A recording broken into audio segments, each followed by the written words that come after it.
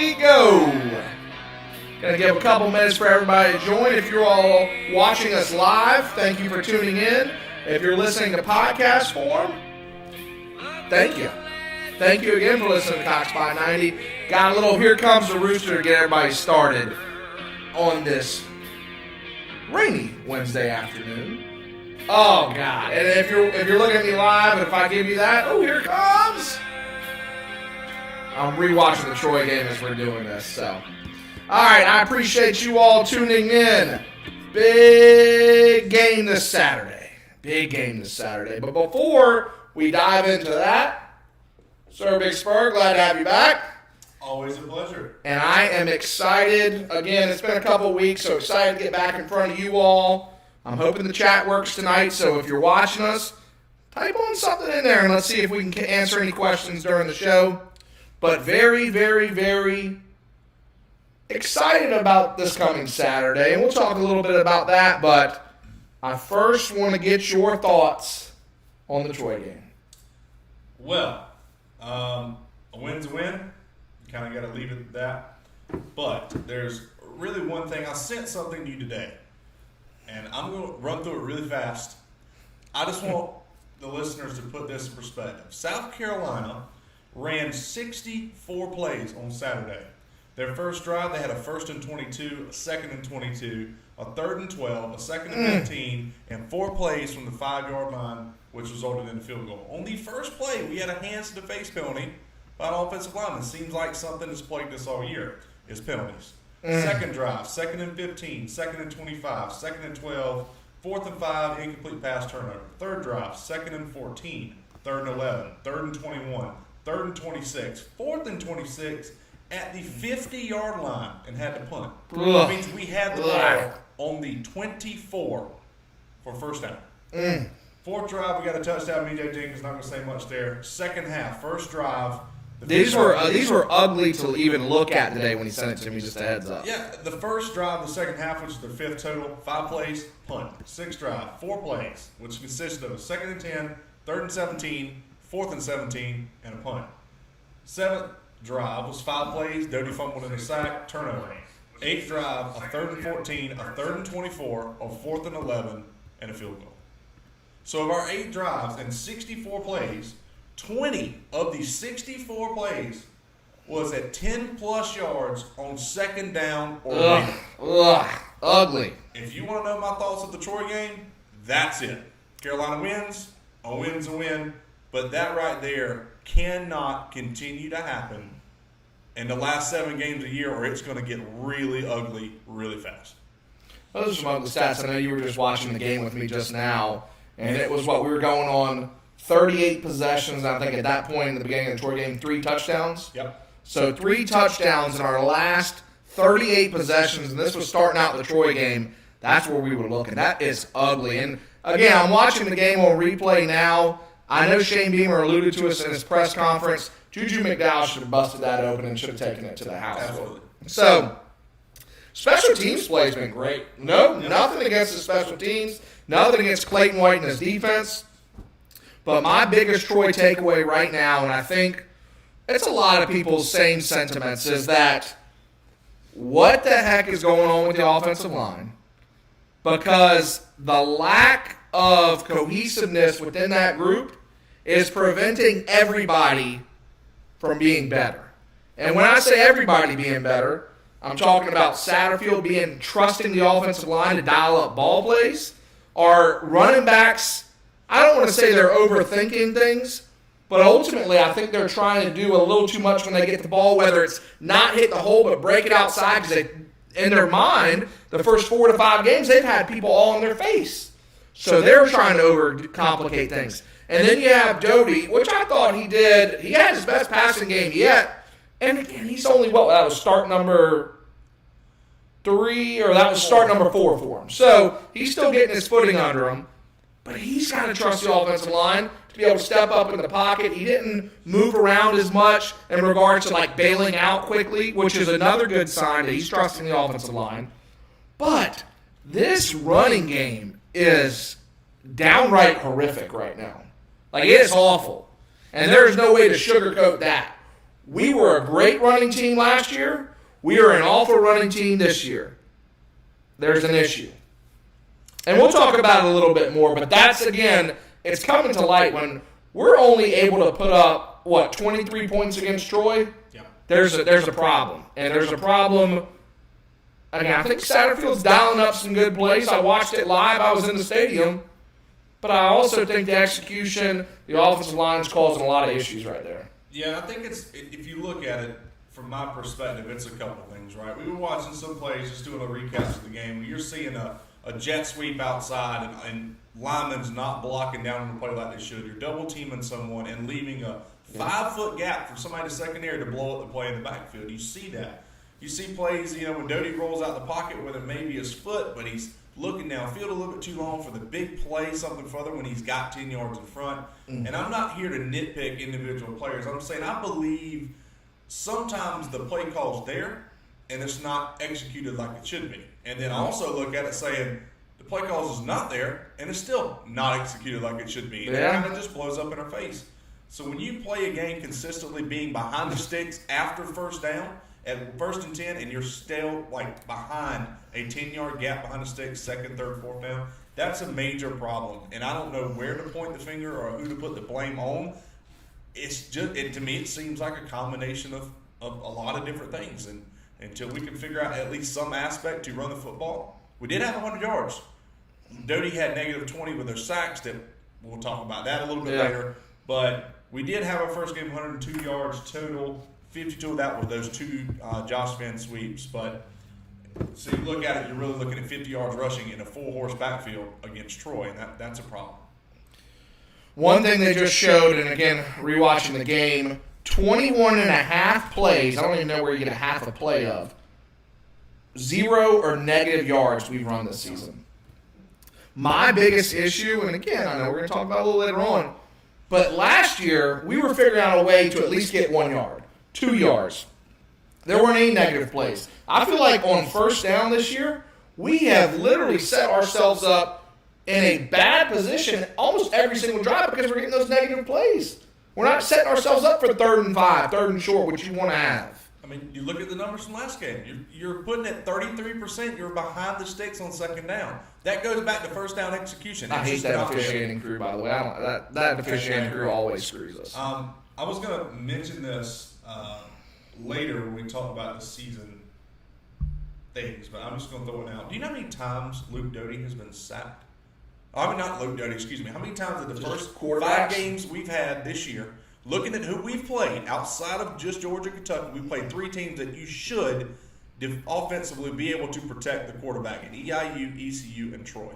You would think based off of size and talent, right? So in 5 games, how many times have our quarterbacks been sacked this year? I'm going to say 5 games, average 4 sacks, 20 times. No, a little too much, but 12. 12 sacks. That's still an awful lot. So that number, I'm going to tell you this. That number probably, if Doty's rushing back up to the line and somehow gets back to the line of scrimmage, they're not counting. There is no way. 12 sacks, shoot. Georgia alone had, 5 or 6 at least? 12 sacks for 77 yards. That's tough. In 5 games, that's tough. Yeah, you're looking at 30 sacks. You're getting closer to 30 sacks in a season, in a 12-game season. If you look at that, in 5 games, you're at 24-10. You're close to 30 sacks in one season. That is I thought it'd be a little bit more because it felt like Georgia had a ton. I thought that would pick up. Maybe, you didn't get that much pressure. But, the 3 games that probably mattered, which are Kentucky, Georgia, obviously the Troy game could have been a trap game. But 3 or 4 sacks, it makes sense. But again, I think the numbers are way worse than that when you're looking at the totality of what we've seen. Well, when you can't run the football and you're getting sacked and you try to throw the football for 12 times to 77 yards, that combination doesn't work. I would love to ask everybody, listening, if you're watching right now, listening on the podcast, go ask a buddy, ask a friend, ask somebody who isn't watching this show how many sacks you think Carolina's given up this season, and I guarantee you people's response is probably what I just told you, about 20. Yeah. It feels that way. Exactly. It feels that way. So, Troy game, good things that came of that. We didn't lose, which is a game that some predicted we might lose. And then I think that you just have to, for me, last big takeaway heading into this week, I think the special teams play continues to be extremely – I'm confident in our special teams. Let me put it that way. Sometimes in the past, how about a lot of times in the past, I haven't been confident about our special teams. And I think Clayton White's defense continues to be impressive. Those are some good takeaways we can take away into the Tennessee game. How about give me your player of the week on offense and defense for the Troy game? All right, so player of the week on offense, I'm going to say he only had 2 catches for 28 yards, but I'm sorry, E.J. Jenkins. Buddy, I'm so glad to see. We met him, great person.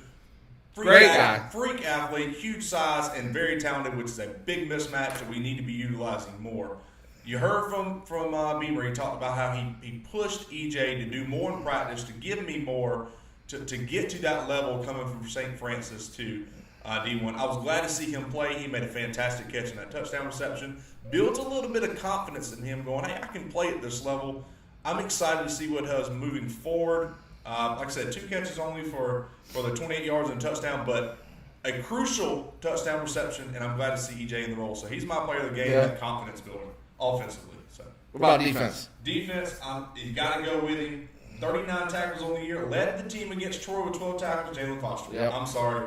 He is playing. He's that one that we were worried about in the secondary, whether we had enough talent and experience or anything back there to really give us something in the weak point of the defense. Yeah. And Jalen Foster has stepped up time and time again. 1 sack, but you don't get that much of playing deep in the secondary. 2 forced fumbles. That sack was a big time sack. That was obviously we don't like how it ended, but I'll tell you this: I like when we're seeing eye to eye. I feel like we don't do that during our picks, but we do it about the Gamecocks. I'll tell you that.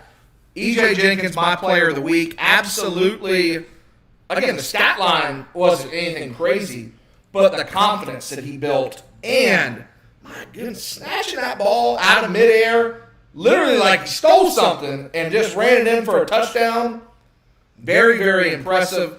That first catch he had in the game, when he got in, his first play in the game was targeted immediately and had a great first down catch that was contested. So there were some great things I saw that can give EJ confidence moving forward.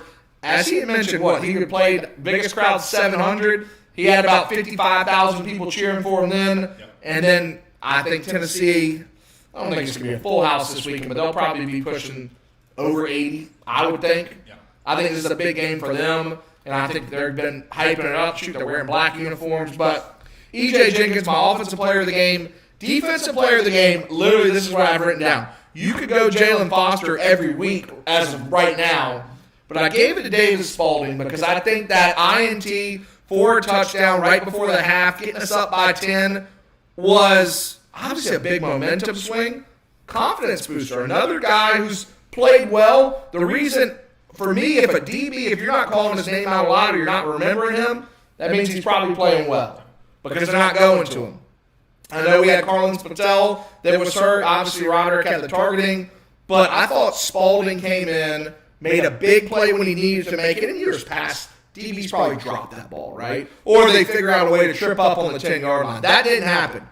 Interception, return for a touchdown, put us up 10 points, and got us enough breathing room where it really did feel like, that Troy, I don't know how to say they were never back in the game, but it put it out of reach, or I would say, for Troy's mindset, it did a lot to them heading into the half. They had to crush them. And I'm going to give Clayton Wright a lot, and him and Torian Gray, a lot of kudos here. You look at this defense where we were concerned, right? You got guys like Brad Johnson. You got Damani Staley, who's come in here and made a bunch of big plays. You got David Spalding make a bunch of big plays. I'm going to say this, and I know he's been hit on so much this week for a bonehead decision. That was something that should never happen, but you got to learn from it, and you got to move on. You got to take it in stride and get better, right? But Jamal Brown had a heck of a game minus that play. He had a pick that should have been a pick. 3 steps and a knee down in control. Ball goes out and he puts his elbow down and they reverse the call on the field. Should have been an interception in my opinion, but a great place to be. Good ball and hand skills to get that ball to begin with. Got a part of a punt. Blocked the punt. was there at right place, right time, but you always tell defensive guys, hey, be there for that ball to hit the ground and make a play. And he did, but he made a bonehead move going in the end zone. But other than that one small decision he made, which he'll know and probably think about the rest of his life, the kid played lights out. I mean, trying to be coming in for R.J. Roderick at the time he had to, other than that one decision, he played a heck of a game. Yeah. I don't want that to kill his confidence, and I don't think Beamer will let it. I don't think Torrey Gray, Clayton White will. We need him, since R.J. will be out the first half of this Tennessee game, is to come in there and play with a little chip on his shoulder. You know, show guys, hey, I'm better than that one little play. 100%. And I think he can. I mean, I was very surprised to see what he did as well on Saturday. So how about this? Now that we're talking about it, I'm going to give a shout-out to my friend Kaysen from Atlanta. He shot me a text on Sunday, and I've heard people talking about this more. With Jamar Brown on the 1-yard line, typically you see individuals drop it behind them, and that's why they call it a fumble. He tosses it forward, which could be a legal forward pass, or spot the foul at the 1-yard line minus the yardage, and should be first and goal, I believe, from the 6, or I don't know if it's a 10-yard penalty from the 11. But a legal forward pass is what it looks like. We don't have enough time in this show to discuss how many mistakes SEC officiating made in that game and what they do on a pretty normal basis. So we're not going to go there. Yeah. I can name 5 or 6 times. You talk about R.J. Roderick targeting. You talk about the interception that was a catch, should have been dropped. This poor pass play. We can go all day. There was a lot that game. But it's not worth it. It's just not. Move on, clean up the mistakes, get ready for Tennessee. A legal forward pass, though. I'll take it. And it would have covered the South Carolina minus a half a point in the second half, which also crushed me too. It's okay. We covered for the game, but I was really loving that minus a half a point for the second half. That would have done it. All right, looking through the first 5 games, we started talking about it a little bit. I got us reverted back because I knew we'd be talking about it a little more. What is your biggest concern through the first 5 games of the season so far? I'm going to attempt to stay away from talking about the offensive line because we've talked about it ad nauseum every single week. It's, to me, everything at this point is offense. I'm not really concerned about the defense. I think they're playing great ball, 23 in the country. They're playing pretty solid defensive football. It's on the offensive side. Number one, clean up the awful penalties. Bad positions where you're sitting there at a 2nd and 3, a 3rd and 2, and you get a false start or hands to the face or a wide receiver holding on the other side of the field is not even there. It is killing the momentum of drives, and it seems like we do it 5 out of the 8 average penalties we have a game. 6 of those are bonehead plays that should never happen. Clean those up for 1, and 2. We have attempted to run the football 173 times so far this season. 605 total rushing yards. 605. And 173 times. So that's what, 3 points? That is 3.5 rushing yards per attempt. I was doing that in my head. That's pretty good. 3.5 attempt. And you got 121 rushing yards per game, which is slightly skewed from EIU. But 3.5 and 1 rushing touchdown. You got to get better. Gotta get better. That's what I got for you. That's it. You kept it short and sweet on That's that. it. So, for me, and I'm not, again, we talk about the offensive line every single week, I feel like. Everybody would probably, I don't even want to say your average fan, but typically somebody looks at the amount of points we've scored and says it's got to be the offensive coordinator's fault. I don't believe that to be the case. I'm watching the game right now. I've watched this game before. I've watched all the other games, all the replays of every game. The play calls are there. Like if you rewatch any of the games and you're looking at it, and so where I sit section 12, so you're able to watch the wide view, the end zone angle. That's one of my favorite views to watch some football game tape from. You watch the holes open up. You watch people as they come open, the routes come open, and unfortunately, we're just not seeing the field correctly. And it goes back to that confidence in your offensive line. If you don't have that confidence in your offensive line, then unfortunately, everybody's affected. The running back's affected. The quarterback's affected. The play caller's affected. Heck, the wide receivers aren't used to catching balls because the quarterback's getting sacked. Great catch by Josh Van right there. I loved how he turned it up the field. These are the things that have to be corrected because there is no cupcake game left outside of maybe Vandy. And I think Vandy probably looks at us as their potential second win of the season, so they're going to be giving it everything they got. The offensive line, I just think this is the reason why it's the biggest disappointment, right? Is because 4 or 5 starters were returning, and that was supposed to be a strength. That was listed before the season talking about strengths and weaknesses. That was a strength. And right now, again, just no communication. Guy coming free again, too. Watching it right now. I'm telling you, more people have come free through the line of scrimmage unblocked than I've ever seen before watching Carolina football games. That's an issue. That's probably why you think 20 sacks, because you just see so many guys just break free. I'm watching it right now. A guy just came untouched and knocked Doty out. He's going to get knocked out. He really is. Tennessee, this might be the week, and again, I hope it never happens, but these guys are coming through untouched. It's unreal. So, offensive line. Sorry, it's just frustrating to watch sometimes. But we've got to figure out a way. You know, we've met Coach Atkins before. Again, I think he's a great guy. I'm hoping that he's able to turn it around. But whatever scheme we're running, whether it's overcomplication or if it is just the players, and you can't say it's the players because it's the same people we had last year. Something's got to change. You don't have any cupcakes left. You got all SEC play, and then you got your upstate rival coming in. The offensive line has got to produce over these last 7 games. Oh, absolutely. And if they don't turn it around, this week is going to be tough. Tennessee is not. You're playing at Tennessee and Knoxville. You've only won there 3 times since ever being a member of the SEC. So you're 3-11 since you joined the conference. We normally don't play good there to begin with.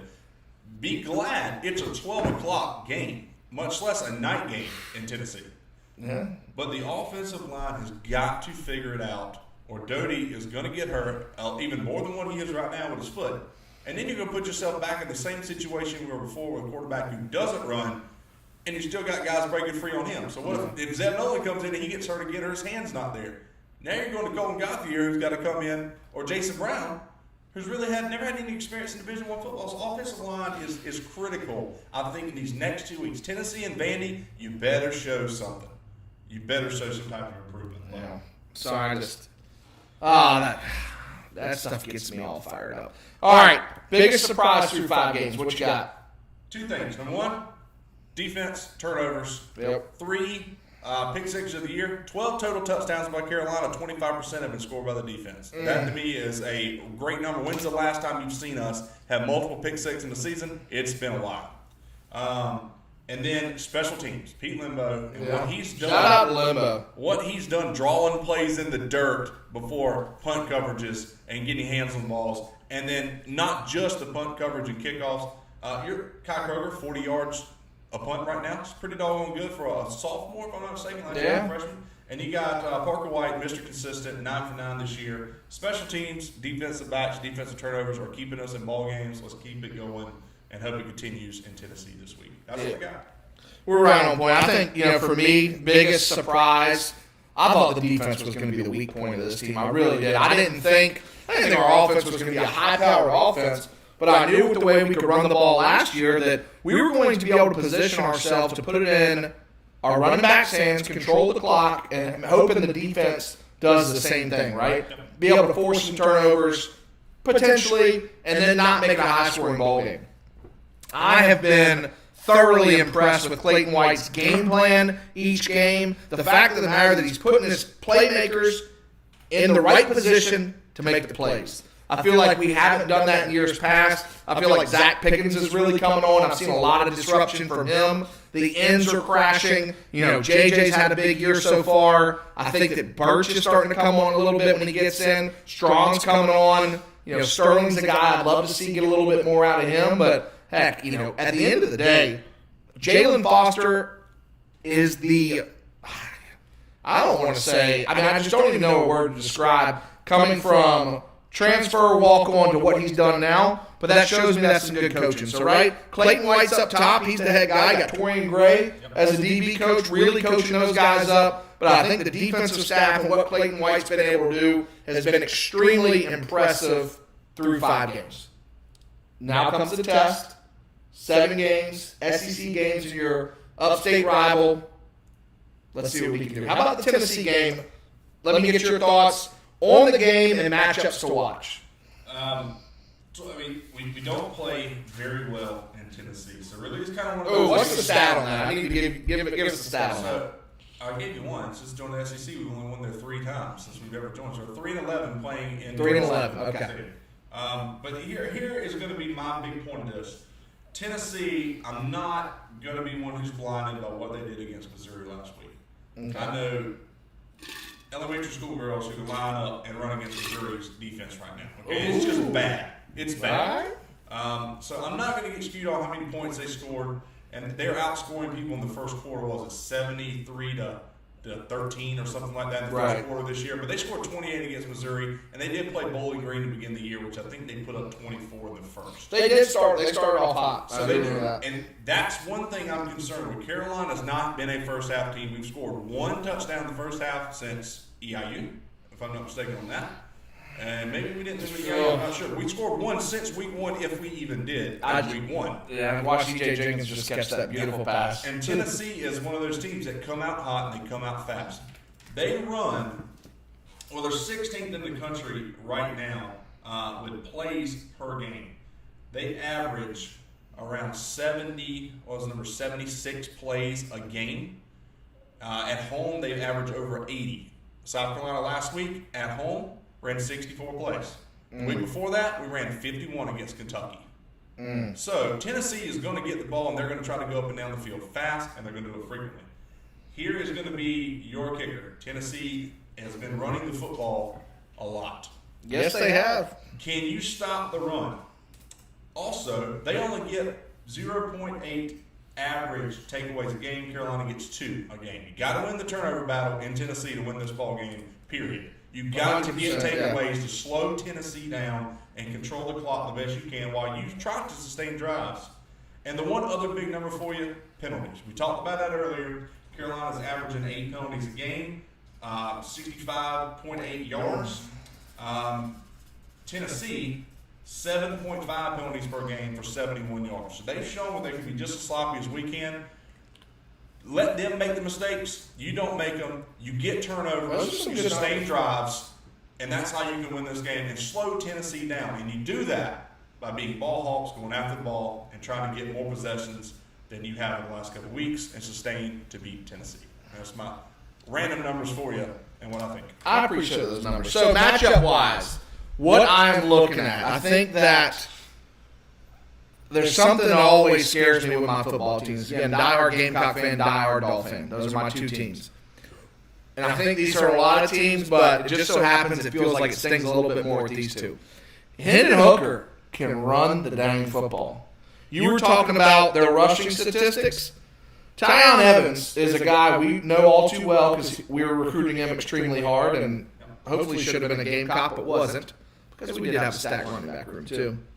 Hooker on the year, 216 yards, 4.7 yards per rush, and 2 touchdowns as a quarterback. Who wasn't the starter and wasn't the starter at the beginning of the season. So, what I'm telling you this, the matchup I'm going to be watching is Hooker and his legs, not his arm, against our linebackers. Or whoever we're going to be having spy on that, right? It's the nickel, whoever we got. It's going to be extremely important for us to make sure that he doesn't beat us with his legs on Saturday. Biggest matchup I'm watching. Can our linebackers, who I think have played well up to date, I think Brad Johnson's played well, I think Damani Staley's played well, I think Cobb's coming on, can they make sure that Hooker doesn't beat us with his legs? That's my matchup to watch. And then, I'll tell you this, on the flip side, for our offense, and people are going to always keep saying, you always keep talking about the offensive line, Tennessee's defensive line through 5 games, 10 sacks. Averaging 2 sacks a game. Can we keep them at that number? Can we keep them less than 2 sacks and bust open a couple holes so we can see some of those long Kevin Harris touchdown runs or a Marshawn Lloyd touchdown run? If Marshawn Lloyd breaks a big one, there's no doubt in my mind that he goes on to have a great season. He's got to break that big run.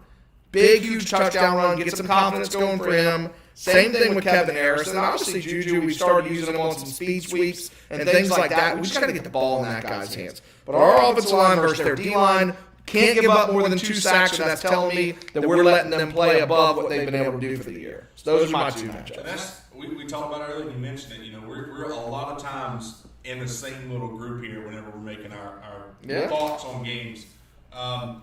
Net passing for Tennessee and South Carolina. Carolina's throwing for 1,026 yards this year. Not all dirty, but 1,026 yards. Tennessee, 1,097. So not really much difference in where they are there. Here's the big one. Carolina's rushed for 619 yards.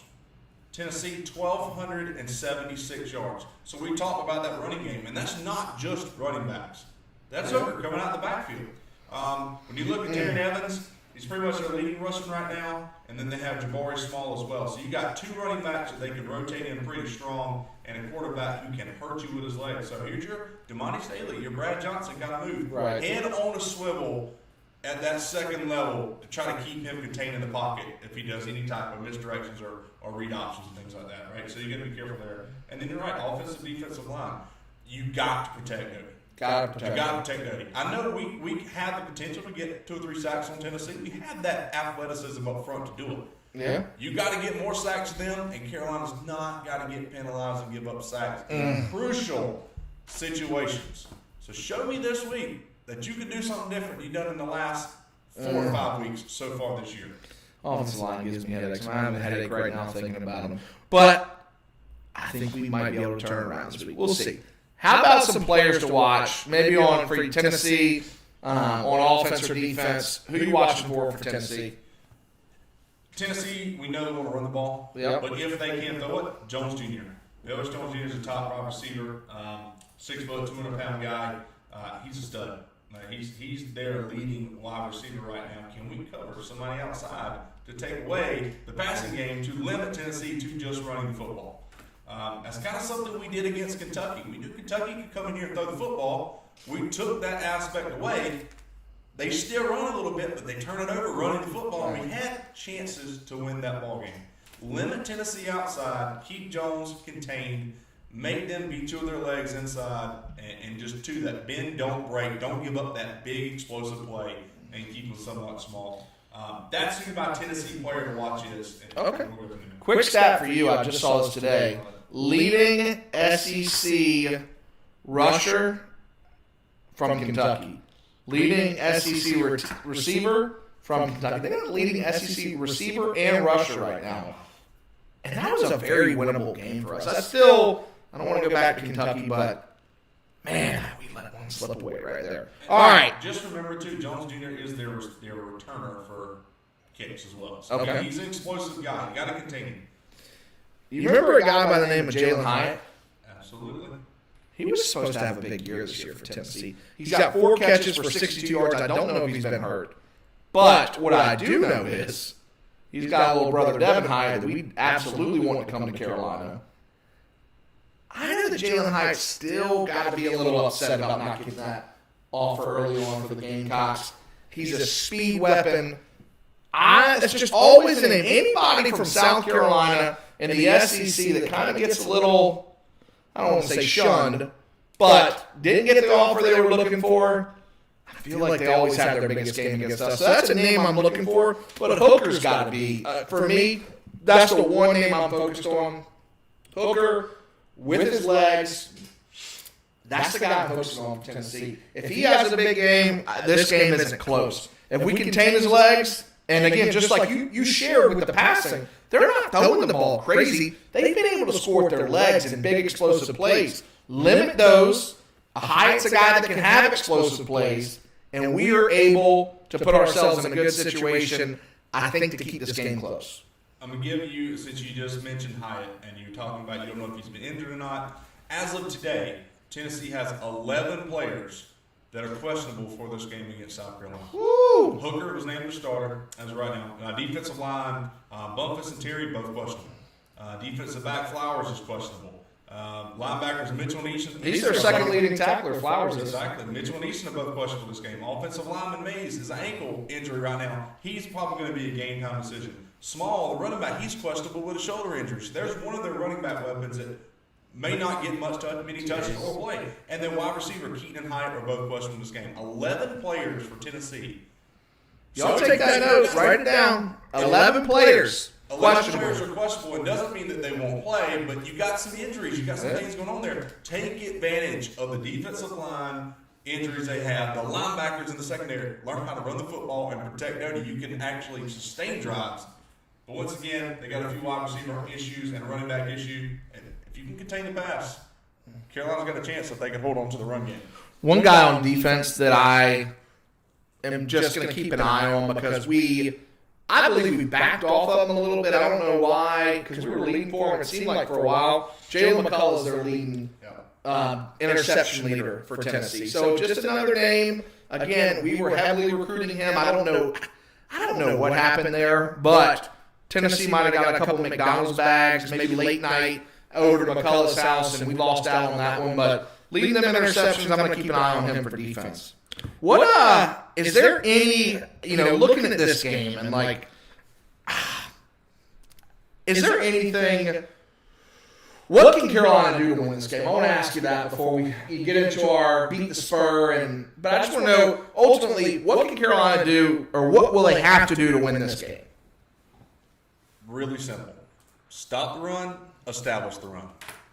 That's it. There you go. That's it. Stop the run. Stop the run, establish run. Beamer, if you're watching this, Sir Big Spurs got the answer. Stop the run, establish the run. I agree. I think that, in my mind, stopping the run is going to be extremely important. I felt like Kentucky, that Kentucky game couldn't have opened up any worse for us. They had the ball for, 7 minutes? 6 minutes, 30 seconds. Just literally pounded it down our throat and put it in a touchdown early. So for me, key, stopping the run, limiting the big plays, and trying to get off to a hot start. I don't think we've gotten off to a hot start outside of EIU yet. Figure out a way to get off to a hot start and make them put the ball through the air.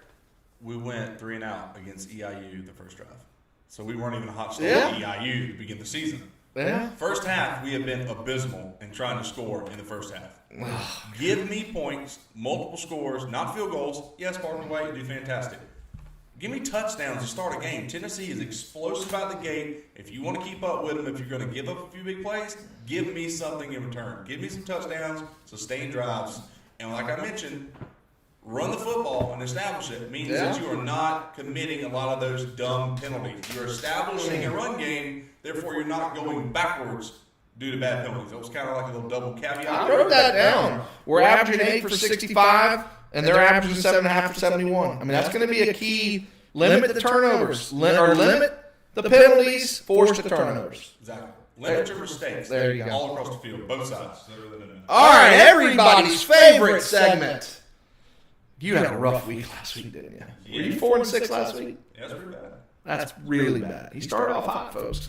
But he's still over 500 for the year. I am clawing back. One away. We've got Beat the SPUR. I'm feeling good about the SPUR this week. I really am feeling good about you. So, that being said, we've got a list of 10 great, beautiful, exciting matchups. That's a good list. It's a great list. We're going to run through them. We won't take too much of your time, but I do want to hit on, there's obviously a couple key matchups we'll talk more on. We'll start out with the Red River rivalry. Shootout. Whatever it's called. Close enough. What is it? Red River rivalry. Yeah. All right. We've got Oklahoma, Texas. Oklahoma's -3.5. Who you got? Yeah, one of my favorite games to watch, believe it or not, at all college football. So I love this one. 7 of the last 8 meetings, 8 points or less. Texas has covered in 3 straight against the spread. both teams put up a lot of points. 38.4 for Oklahoma, Texas 43.8. This one I kind of went back and forth. I'm nervous taking Oklahoma the way they played the last couple of weeks and kind of clawing in there with double-digit spreads, which they've not covered in 3 straight as double-digit favorites, much less now with a single digit against Texas. I like Texas. Give me Texas with the points, 3.5. Wow. Texas always plays this game tough. I'll tell you this. I think Spencer Rattler is a really good player. I think he hasn't played up to his potential this year. I think big-time players make big-time plays in big-time games. Give me Oklahoma minus 3.5. I feel like they'll win this by a touchdown. Ole Miss and Arkansas, 2 teams that got pretty handled last weekend. One didn't get their popcorn ready, and the other didn't get their popcorn ready.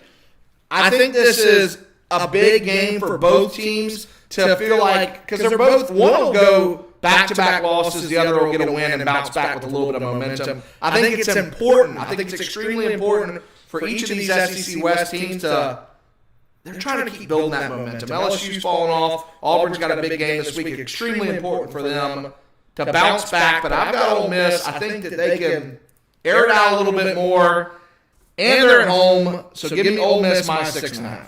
Ole Miss 1-7 against the spread against Arkansas in their last 8 games. Wow.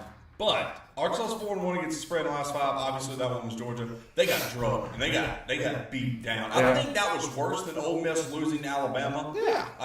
That was bad, and I feel bad. I don't think Arkansas. That was tough to watch. Yeah, and they have yet to play an elite quarterback. Yeah, they played Texas. Yes, they played Texas A&M. Both teams had a little bit of difficulties with quarterbacks going through this year. Texas is a little bit better. Texas A&M with backups right now. Matt Corral, I still think, is a fantastic quarterback. 1,200 yards, 10 touchdowns, no picks so far this year. Give me Ole Miss. I think Arkansas is reeling, and they're going to be reeling hard. They got to go to Ole Miss. Give me Ole Miss at home, minus 6.5 against Arkansas. Woo-wee. All right. Ohio State taking on Maryland. Maryland got the brakes beat off of them by Iowa last week. Ohio State minus 21. Snoozer of a game. Who you got? I want the over in this game, hands down. Passing yards per game, they're pretty even. Both of them's around 317, 336 passing. Ohio State, 219 rushing yards a game. Michigan's at 152. That's really the kicker there for me. They both have given up the same amount of points. So defensively, Maryland hasn't played awful, but last week was bad. It was just bad. Tua Tagovailoa is throwing better than C.J. Stroud right now. I still think C.J. Stroud's a great quarterback. Yeah. Ohio State this game, I know it's a lot of points, but watching that Iowa game last week really scared me on Maryland being able to sustain drives and not turn the ball over, which they did, I think, 5 times last week. Give me Ohio State with giving 21 points against Maryland. I thought you were about to take the over 69.5. I'm taking the over, but I'm sticking Which one do you want for this one? 69.5 over, or do you want 21?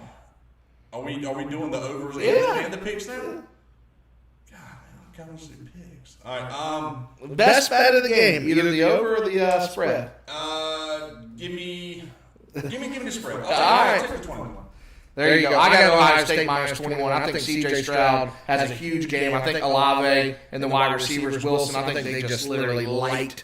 I think they light Maryland up. And I'm talking 55 plus. I'm thinking a 55-21 game. So that'll put it at the over, too, as well. All right. This game, Florida State, Chapel Hill, North Carolina, minus 17. What you got? Florida State has looked horrible. North Carolina has looked horrible.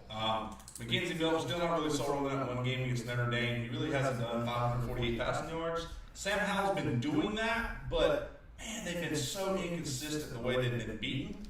If I had to take a team on this with 17 points, I might think Florida State would hang in long enough with 17. Yeah. So to me, sticking straight with spreads, I would take Florida State, but I think the best bet in this game, in my opinion, is probably the under of 63.5 in this ballgame. I don't know if Florida State can put enough points up. Yeah. But I don't know if North Carolina can either to really break out. And you mean tell me this is a 30-something, 30-something? I think that's right. I think the under 63.5 is the pick. If you had to choose a team, I would probably take Florida State, but my confidence pick would be the under 63.5. I love Florida State here. I agree with you. I don't think enough teams. I don't think either can score enough points to do a shootout. So ultimately, I could see this game turn out like maybe a 28-17 game or something like that. 17 points is a lot. Florida State still got guys. Florida State still has a ton of playmakers. It's just a matter of they haven't played all well together. So give me Florida State plus 17. This next game right here, 3 versus 4. Iowa against Penn State. It's at Iowa. And you got Iowa minus 2. You got a lovely over-under 41.5. What you got? Iowa is playing football. Yeah. I mean, that as a solid football team. Penn State, I'm wrong. They're pretty good. I mean, they're averaging 420 yards per game, a lot more than Iowa. Iowa's defense has been stout, and they have shown it time and time again this year. I think this is one of those games that, hey, we're going to run the football, and we're going to try to dink and dunk downfield. I don't see many big play passes out of either team in this. Mm-hmm. I do think this game may tip the over at 41. 41 on this, knowing they can both put up points, which they I'm have. sure Iowa put up 50-something last week. Yeah, so if I had to take the over and under this game, I would take the over, but I'm going to stick straight with, again, going off of a pick of winner per spread at 2 points. I'm going to take Iowa with the 2 playing at home. I just feel like they're just the better team in really the Big Ten right now. I think Kirk Ferentz is an exceptional coach. I think Iowa's got a football team that can score. I think their defense is playing well enough to keep up with anybody. I think they'll hold Penn State in check. I got Iowa minus 2 to win, so we're locked in. But I do believe that's an over game for 41 and 41 and a half. I do think that game goes over. I mean, I can see it. Apiece. That's it, just 20 apiece, and you're at the over and under. I can see a 24-21 game, and I think that's right. I mean, that puts you over there. All right, Michigan, Nebraska. Michigan blew by 90. If you guys are watching, I love you guys. We had an awesome time on your podcast last year. Congratulations on the hot 5-0 start. Going to Nebraska. Nebraska's getting a little hot. What you got? Give me your pick. You want me to go first? What you got? I hate to do it to you, Blue by 90. I hate to do it to you. But I think, personal opinion, just based off years past, Michigan seems to drop the ball in a game like this. 7:30 kick, Nebraska, the black shirt defense are going to be back. Scott Frost needs a big win for this program. I think this is the big win he gets. Nebraska plus 3. So looking at this game, they both run for about 236, 255 yards a game, pretty even. Nebraska, though, throws for 267. Michigan has not hit 200 average a game yet. 181 a game right now. Total yards, 503 for Nebraska. They played pretty good ball since losing Brett Bielema in Champaign in week 1. No, it was, Champaign. It was in week 0. Yeah. Here's mine, though. I still have absolutely no faith in Adrian Martinez in the game. I'm sorry, I just don't. I don't see it. I can't. I have not faith in any Martinez since Carolina played him in the Capital One Bowl. Back in the day. Give me the man who inspired Ted Lasso's outfit in Ted Lasso. Those khaki pants, the little collared shirt and the long sleeves. Let me see with some Jim Harbaugh here. And give me Michigan minus 3. Michigan minus 3. We'll see. That's going to be a good game. But yes, he did inspire the Ted Lasso, Jason Snakes outfit. All right, we got Virginia Tech, Notre Dame. I just want the pick. Virginia Tech and Notre Dame. I just want the pick. Give me Notre Dame. I got Notre Dame minus 1.5. All right, Bama A&M. A&M is, I had them on 11-1 this year. Jimbo Fisher's got that train rolling off the tracks, but he's stealing them with the money. Who you got?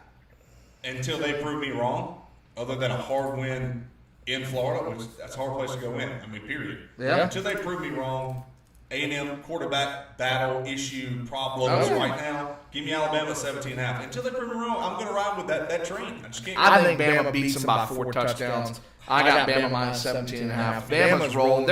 I don't think A&M's offense can score more than 14 points at most against their defense, if that. Agreed. All right. Utah, Southern Cal, 8 p.m. kick. Utah is a team that's supposed to be good this year. Southern Cal, Helton, now with all the Urban Meyer scandals, Urban Meyer going to Southern Cal, all this and that. Who you got? Southern Cal minus 3.5. Man, I went back and forth on this one. I'm going to keep it simple. 3.5 points playing at home is the only reason, and the only reason alone. Give me Southern Cal, give me 3.5 against Utah. I've got a close friend of mine who's really close to the Utah program. He tells me Utah's got guys He tells me that Utah needs a big win. Give me the Utes plus 3.5 to take down Southern Cal in LA. Ladies and gentlemen, he has apparently close friends in every program. He always says they got guys. They got guys. I say, dude, they have 11 on offense, 11 on defense, 11 on special teams. They have guys who play every game on both sides of the ball. So at that point, Utah's got guys. Utah's got guys. They heard through the grapevine from their cousin's best friend's dad, they got guys. So we're going to continue to ride that one today. All right, so looking back at this, we've got we got 3 different so far. So far, because there's still one game left. Still one game. The game we care about here. I've got How loyal Carolina, Tennessee. I'm going to let you go ahead and give us your prediction and also the final score because we need that for the points. How loyal are you? This is it. Look at this. 2.5 points. Thank goodness it's a new. Get your shirts today. Gosh, this thing's butter soft. Carolina's 4-1 against the spread. 4? Oh, yeah. And the only one they lost was by half a point to Kentucky. My book knows that. Once again, 3-11 in Knoxville. We do not normally play there. 23rd national defense. We've got a very good defense. Tennessee will come out swinging, and they're going to come out swinging fast. We already know that. They average 40.8 points a game. That's 10th nationally. Can we stop it? But I will say, being a new game, again, is going to be a major factor. Originally, don't be mad, I had Tennessee covering this ballgame because of recent history, past history. It makes total sense. It's very hard to not go with Carolina. But ultimately, I think we play a little bit better in the second half. You're looking at a backdoor cover at 10.5 points. Very possible. I think Tennessee wins this ballgame. I had it listed at the beginning of the year as a loss. Final score, I have it at 30-21. That is 51 of the under. That's a 9-point difference. Carolina covering on a backdoor play / touchdown somewhere to Josh Vann or Jalen Brooks. I got Tennessee winning, Carolina covering by 1. Listen. Stinky. All right. Hey, no, you don't have to explain. Prove me wrong. You're right. And you're right. And this is what I'm going to tell you all. You've said the stats. 3-11 in Knoxville. We don't play, for some reason, we don't play well up there. They're bringing out their black shirts. This is another Super Bowl type game for them. They win this game, get the 4-2, get a little more confidence back. Back-to-back SEC wins. The hype train's rolling. They probably get some people up there in Tennessee donating more McDonald's bags. It's a big game for them. They're going to rotate the Wendy's next. The best thing that could happen to us is this game's at noon. No doubt about that. They don't, and they're not, I mean, again, they over 100,000. They'll probably have close to 80 there. There's nothing to do up in Knoxville anyways. So regardless of the opponent, they should show up. The Gamecocks, we talked about what they need to do. Force turnovers, establish the run. Limit the big plays. Those are a lot of things that I don't think we're going to be able to do all game. I'm watching this Troy game. I love the trickeration just now with the reverse to Josh Vann. Nice job, Satterfield, if you're listening. Back to Tennessee. I think, and again, I had this pegged as a loss before the season, and I'm not going to go back on that. I think Tennessee's going to have more explosive plays than us. I haven't seen anything out of our team that lets me believe that we can absolutely come out on offense and keep up with their offense. But I do think our defense has played well to keep us up or keep us in the game. I've got, this is when you know we've got a cohesive unit. We don't talk before any of these shows. Never talk about our scores. Never talk about our picks. I've got Tennessee 28. So 4 touchdowns, which will be, again, the second highest total outside of Georgia given up. Which is, again, for their average, keeping them below their average output. I've got the Cox at 21 points, so we are right on line with believing Carolina's going to score 21. They lose by a touchdown. But we cover, putting us to 5-1 against the spread. We go to 3-3, and it becomes so important that following week against Vandy to make sure that you get that win. So I've got UT 28, Cox 21, total score 49 points, but the Cox cover.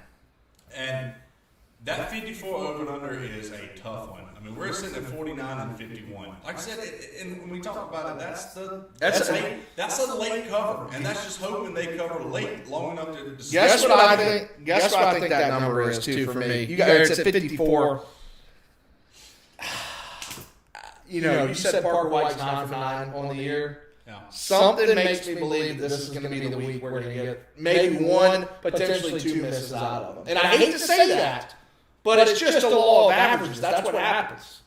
Yeah. It makes a ton of sense that this might be the week that we don't get those goals. Don't get upset at everybody. I'm being honest. It's how averages work. It's just how averages work. We're playing it at 54, but looking at the live line of what this game has done, it's gotten to 57. So it's moved significantly from like 52.5 open to that means that people think Tennessee's going to put up a lot of points. That they believe they're looking at this probably more as a 35-21 victory. If I'm looking at it, yeah, and that's putting them closer to what that number is. So I think it's going to be a great game Saturday. I think we're talking about momentum building wins. If we were able to go into Knoxville and win Saturday, would it? I'll ask you this before we close the episode. Would that make up for the Kentucky loss? Yes. Yeah. Yeah. Okay. I think Kentucky's a good ball team. I think we caught them a little bit off guard, maybe sleeping a little bit, thinking about that Florida game coming up. They wouldn't beat Florida. I mean, they're a good ball team. I just think we had the chance to win it and didn't. But if you can go on the road to Tennessee, a place you do not have success, and come out of there with a battle hard and win as basically a right at double-digit underdog, absolutely that overseas Kentucky. I think anytime you're a double-digit underdog, you come in, win on the road against a team that literally just brought in a new head coach, and you're kind of jockeying for position in recruiting rankings and recruits. I think that's extremely important. I would say that it would get us to the 4-2 start, which I believe was going to happen. And then you got Vanderbilt the following week, which could be 5-2, and then you're talking about some momentum. It would be a huge win. I don't think it happens, but hey, man, I want to say this. I really do appreciate us being able to lock back in together. I know we missed a couple weeks. I've enjoyed tailgating with you. I'm heading up to a bachelor party in Myrtle Beach. I want some prayers for all of you. We're playing a lot of golf, having a lot of fun. So, I'll be watching the Cox up there. Where are you watching the Cox at this weekend? I will be in Columbia. Okay. I'm debating on whether we're going to be at the lake or we may just keep it easy, go to the back street, something like that, so then watch the ball game. 12 o'clock kick, so just enjoy it all I can. Kick back and watch football the rest of the day. Get my first Top Golf experience this weekend, too. I'm excited about that. Never been. So, hey, I have to make the plug. If you're not following us on Instagram at Cox_by_90, please do. Twitter at Cox_by_90. Facebook, we have a page. We're constantly updating that. And then also YouTube. Please subscribe to our channel because when you do that, it gives us the opportunity to get the live notifications that we're going on. So maybe if you're sitting at your house, you want to toss us up on the big screen, I think you'd love it. And guess what? I'm doing this just because I thought about it. Anybody that's listening to this podcast episode right now or watching it, I'm going to do something special for you. I'm not going to tweet this out. I'm not going to put it on Instagram. You all, if you type in loyal at checkout on our website, I'm going to give you 20% off everything on the site. So, that's only on this show, loyal, Loyal, right here like this. And these shirts are butter soft. It'll go for everything on the website. I'll run it through Sunday. So only you all that listen, you wonder why I love you, I'm going to give you something special. So how about that? I hope you have a great weekend up in Columbia. Pray for me. Thank you all for tuning in. And as always, let's shake this place.